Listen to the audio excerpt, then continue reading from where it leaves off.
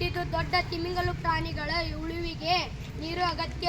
ನೀರು ಜೀವನದ ಒಂದು ಭಾಗವಾಗಿದೆ. ದಿನನಿತ್ಯ ಬದುಕಿನ ನೀರು ಬೇಕು. ಕುಡಿಯಲು, ಅಡಿಗೆ ಮಾಡಲು, ಸ್ವಚ್ಛತೆ, ಕೃಷಿಯನ್ನು ಮಾಡಲು, ಕಾರ್ಖಾನೆಗಳನ್ನು ನಡೆಸಲು, ತೋಟಗಾರಿಕೆ ಭೂಮಿಯ ಮೇಲೆ ಸುಮಾರು 71.1 ನೀರನ್ನು ಒಳಗೊಂಡಿದೆ. ಮಳೆ ನೀರು ಸಂಗ್ರಹಣೆ ಎಂದರೆ ಮಳೆ ನೀರನ್ನು ಹಿಡಿದು ಶೇಖರಿಸಿ ದಿನನಿತ್ಯದ ಬಳಕೆಗೆ ಉಪಯೋಗಿಸುವುದು ಅಥವಾ ಅಂತರ್ಜಲ ಮಟ್ಟವನ್ನು ಪುನಶ್ಚೇತನಗೊಳಿಸಲು ಭೂಮಿಯಲ್ಲಿ ಇಂಗುವಂತೆ ಮಾಡುವುದು. ಇದು ನೀರಿನ ಕೊರತೆ ಹೆಚ್ಚಾಗುತ್ತಿರುವ ಈ ಕಾಲದಲ್ಲಿ ನೀರು ಸ್ವಾವಲಂಬನೆಗೆ ಒಂದು ಉತ್ತಮ ಮಾರ್ಗವಾಗಿದೆ.